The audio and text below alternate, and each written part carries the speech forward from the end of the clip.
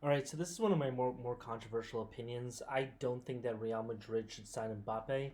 This doesn't mean I don't think Mbappe should go to Real Madrid. I think Real Madrid is a good decision for Mbappe. I just think that like if I'm Real Madrid, I'm not taking Mbappe. Here's why. So first reason is I just think they have too much talent, right? And that seems like a weird complaint to have that like, they have too much talent, but like every single person is like a top player in all these positions. And then on top of that, you have Cruz on the bench, you have Rodrigo on the bench, Brahim, Endrick, the new Brazilian prodigies coming over. He's going to be on the bench. And at a certain point, like all of these players are going to be fighting for playing time. And they're not just be fighting for playing time; they'll be fighting for time playing like on the pitch. Like how much are they going to get the ball? Vinny, Mbappe, and Bellingham are all players that need the ball a lot. Like Vinny likes to hang out on the left and play around with his feet. So does Mbappe and Bellingham as well. Chouameni and Camavinga are like real like workhorses, so I don't think that they're going to complain. But you also have Alfonso Davies coming to the squad, and Alfonso Davies, like I think he's probably the best left back in football, but he's not the best left back because of just defense. He's one of the best left backs because of attack too. Like he's kind of like a Trent Alexander-Arnold who can defend as well. Like he's basically the best example of Trent Alexander-Arnold, but also like very fast, right?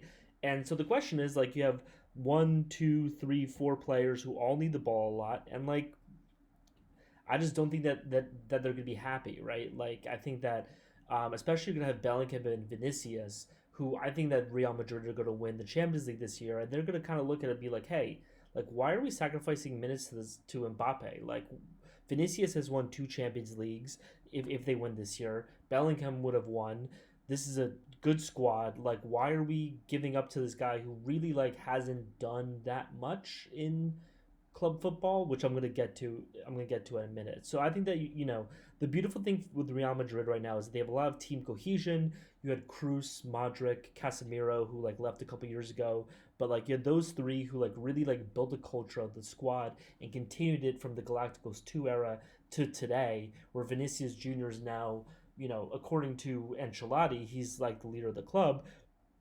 And like I think you're just gonna like create disharmony, you're gonna create anger, and you're gonna create resentment amongst the team. And you kind of see this when you compare Galacticos 1 versus Galacticos 2. Like Galacticos 2, which is like the successful one, right? Like they had an incredible amount of talent, but like each of these people played their specific positions. Ronaldo, Benzema, Bale, Cruz, and Modric like really just like hung out in the midfield, and then also like on the side, like I mean, Nacho is a great defender, but like he wasn't expecting to start over Pepe or Ramos. Danilo, played really well, but he wasn't expecting to go on the pitch. Isco, I think, is like the only person in this squad who like really could make an argument for saying like, hey, I need more playing time. But like even so, like he's not really gonna argue that he needs playing time over Cruz or Modric. Well, again, like Rodrigo, has an argument, right? Brahim has an argument. Endrick is like what 17. He's gonna say like, hey, why did I sign for Real Madrid if I'm not able to play? And like, yeah, they can loan him out, but at that point, he's not really even on your squad. Now, if you look at this, you compare it to Galacticos 1, right? Like you had all these players, and like because you had to accommodate Beckham, like uh, this was like the lineup, but like really they played like a 4-2-3-1 where Beckham played defensive mid and Raul Gonzalez played center and Luis Figo played on the right. I don't know why. Like I just couldn't find like a proper lineup. But like you basically had Beckham playing back, which like really didn't make any sense. Like Beckham's a great player, but like he wasn't a defender, right? So really you had to like create these kind of like Frankenstein type of lineups where legitimately you had a 4-1-3-2 going on, which doesn't really make that much sense. And what happened? You know, they were for the most part pretty disappointing. So I think that this um, Real Madrid squad is going to kind of look a lot more like Galacticos 1 than Galacticos 2. I do think that they're going to be very successful over league play just because Barcelona is pretty weak and like, Girona, we saw them get humiliated by Real Madrid. I don't think Atletico is going to take the crown. So I think Real Madrid is going to like win a lot of La Ligas, but I think that like when push comes to shove, they're not going to have the team cohesion that they need to win a Champions League. Um, and I think that like just before I get on to the next point, like the 2022 Champions League is kind of like a perfect example of that, right? Like you had that incredibly gritty comeback against Chelsea, and then the even crazier comeback against Manchester City, and then you had when they beat Liverpool, like these people just played together, had so much confidence in each other, had so much teamwork, they just didn't flinch under pressure. I don't know if I believe the same thing about these players, especially because like really like I mean all these players are super talented, but none of these players have ever accomplished anything except for Vinicius and Carvajal. Nobody else has ever won anything. And so really you're basically taking this team that had this great culture and just completely transplanting it. Like theoretically what you'd want to do in this situation, which is kind of what Carlo tried to do, is like replace pieces slowly so that you keep on, you know, keep the culture. But I think they're just replacing pieces too quickly. I think Mbappe is like the last Jenga piece. Now, like the bigger question, like can Mbappe win? That's like my second point. I just like don't think Mbappe is that good. Like I think he's really talented on the pitch, but I just don't think he's somebody that you really want in your locker room. Even like if your locker room is not overloaded with talent, I don't think Mbappe is like has like the team leadership aspects that really help you win. I think he's gonna end up being kind of like a Neymar, where Neymar, played well with Messi at Barcelona. He was really talented, but you know, he left Barcelona because he wanted his own squad, and then like he didn't really produce anything with PSG. Like you have a lot of those types of players. Like I think Mbappe might be kind of like a Ronaldinho type type player, like supremely talented, but just doesn't actually like win a lot when it actually matters. Versus like a Ronaldo or a Messi or those types of like truly great players who have the chips to show for it. So Mbappe's like huge entry onto the world stage was the 2018 World Cup, right? And like it really actually is kind of crazy like how well they did. So like first of all, look at the group stage. Like this seems like kind of like a cake group stage, but it's really not, right? Like Denmark was 12th and Peru was 11th in the standings, which like France was 7th. Like 7th versus 11th and 12th, you could make a really good argument that Peru or Denmark, that France misses it, right? Like I mean they didn't, and like they took care of business, but they could have, right? But then on top of that, like in their knockout stages, they played Argentina. Argentina's ranked fifth. They had Messi, right? And then they played Belgium, which was like right when Kevin De Bruyne, Lukaku, like this was like an actually like a good team, right? So like they actually did, winning this World Cup was actually like a really big accomplishment. But like if I do kind of have to like take something away from Mbappe, like this is an incredibly talented France squad. Like maybe like the numbers didn't tell it at the time, but like N'Golo Kante, Paul Pogba, Umiti, Varane, Pavard, Hernandez, Giroud. This is like an incredibly talented squad. And like yeah, Mbappe played a huge role in the victory. You can't really take that away from him, but I don't think winning with France is the same thing as winning with the United States, for instance. But again, I do have to give this to him. I actually think that in 2018, Mbappe was still set up to be like a really top talent. I just think that the problem with Mbappe is that he ended up playing with Neymar. And, I like Neymar a lot. I like Brazil a lot. But I think Neymar is like kind of like some, like probably the worst influence in professional sports.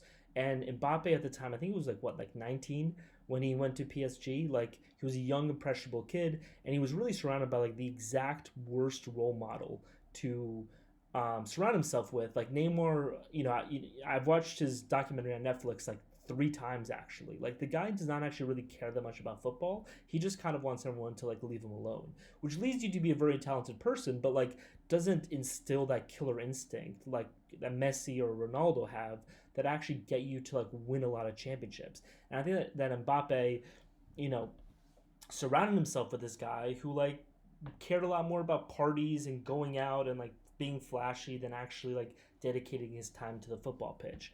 Um, So like let's just go through PSG with Mbappe on because I think that like this is kind of disappointing, right? So in 2019 they lose against Manchester United. Like if you look at this Manchester United team, like yeah, like they have Lukaku, they have Rashford, like it's that's it's a good squad, but like that's pretty much it. Like Scott McTominay, Fred, they're good, but like should you really like should Mbappe and Dani Alves and Angel Di Marina and Verratti, who's like a really good attacking defensive midfielder, should they really be like stymied by Smalling and Bailey?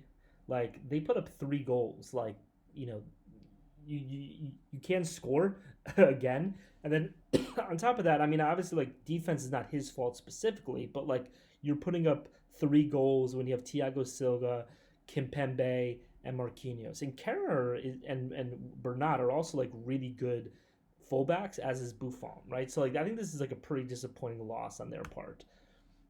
Now let's look at 2020.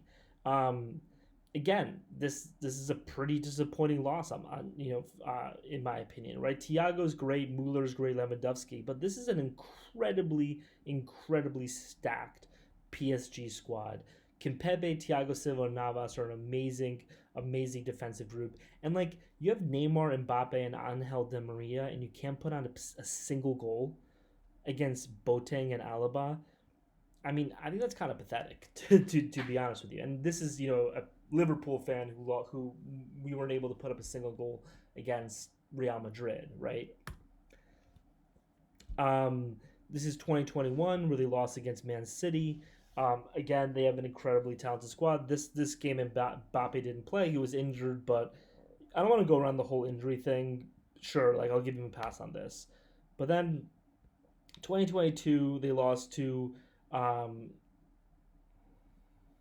they lost to Real Madrid.